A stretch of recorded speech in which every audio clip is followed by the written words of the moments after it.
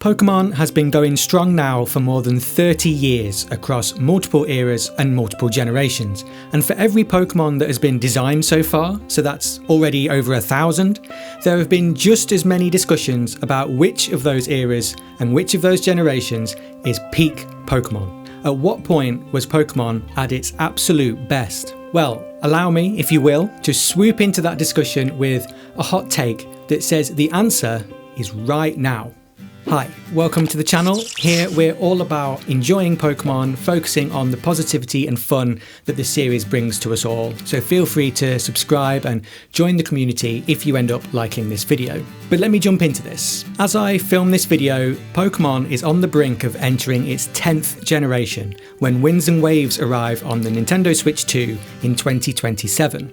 All 9 generations that we've already lived through, and I'm sure Generation 10 will be exactly the same, but all of these generations have their own unique identities, things that make them stand out and sometimes stand above the others, and other areas that can sometimes make them feel a little flat or not as fun to experience as others instead. That's very natural. That's the case for any artistic creation across any medium, right? But in the same way that one of my favourite ever community theories is absolutely true, which says that every single Pokémon is someone's favourite, so is the fact that every generation of Pokémon games is also someone's favourite. We all started our Pokémon journey somewhere, and the enjoyment we get from video games and storytelling and artistic design and everything that goes into any Pokémon game is completely subjective.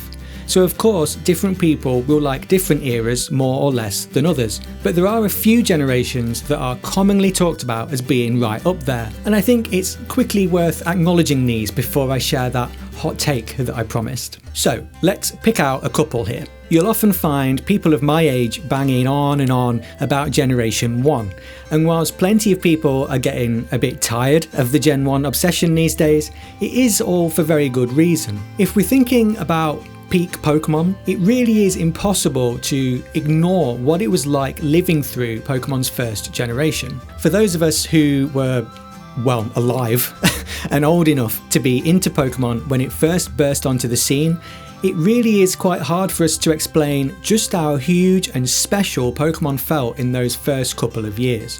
You might have heard the term Pokémania be used to describe Pokémon's cultural impact in the late 90s, early 2000s, and that does make a lot of sense. It was absolutely everywhere, at a time when the internet wasn't what it is now, and so social crazes and iconic moments within pop culture were a very physical, visible thing for everyone to see. Now, let's face it, the games themselves, especially by today's standards, are flawed. I'd still argue that they're really fun to play, but they do have their issues. And so I think what people need to understand about Gen 1 being considered for potentially the title of peak Pokémon is that really fans of that era are most likely thinking of it through a nostalgic lens, thinking about the time itself, the popularity of the toys and the anime and the introduction of the trading card game and how the hype and almost pre-internet innocence of the whole thing really felt at that time. And I think that is a very valid argument to throw into the mix. But let's also consider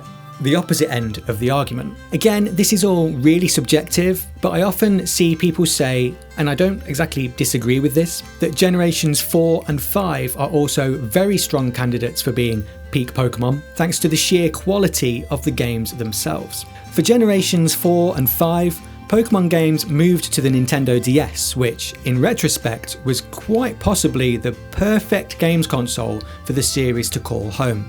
These generations signal the end of how Pokémon games had looked and felt from the very beginning, being the last games to incorporate 2D sprites, essentially that classic pixelated look, before the series shifted to 3D models and a more modern visual representation. And by this point, I'd say they'd really nailed that look as well. Some of the games across these generations, I'm thinking maybe Heart Gold and Soul Silver, Black 2 and White 2 in particular, are just gorgeous to look at. Some of the scenery and pixel animation is quite simply the best the series ever looked throughout that early era, in my opinion, and I know a lot of people agree with that. From a more technical gameplay point of view, these games are also widely praised for their stories, post-game content, and it was also around this time that the series really cemented lots of the gameplay mechanics and systems that are still used to this day because they just work so well.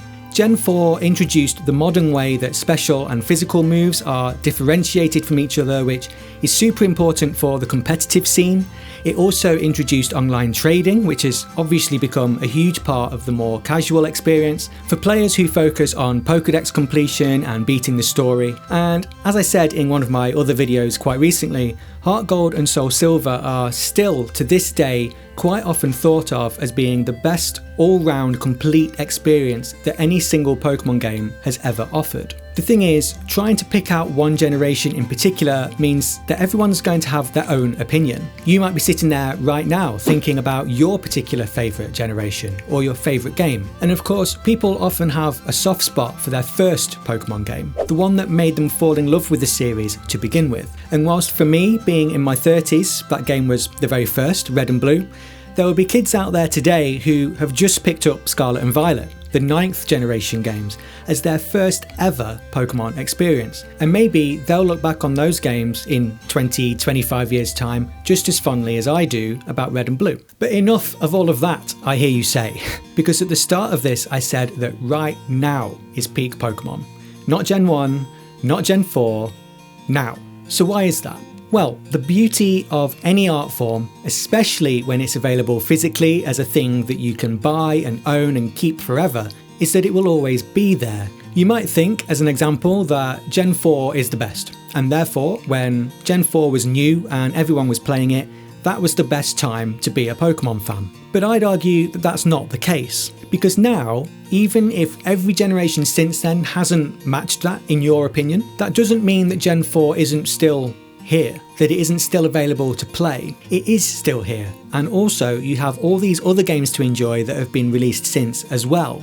Right now, you can play whatever you feel the best game ever is, plus everything else too. I think we've been conditioned to constantly think about what's happening now or next, especially when it comes to the games industry, and we therefore focus less and less on what we already have. If you thought that recent games like Legends ZA and Pokemon Scarlet and Violet weren't quite as enjoyable as past games, but you absolutely adore Pokemon Ruby and Sapphire, for example, well then now is still the best time to be a Pokemon fan, because you can still play Ruby and Sapphire whenever you like, and you can play all of these newer games too if you want to. And that's the thing.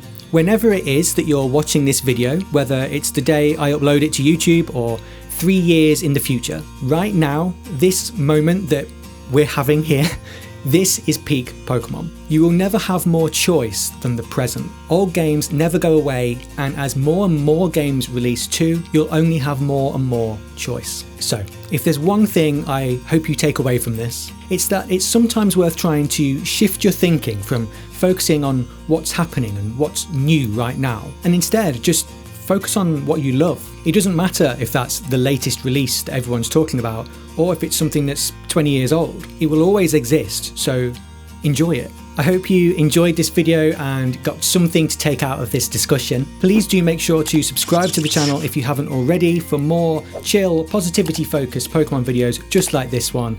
And as always, thank you so much for watching. I will see you in the next one.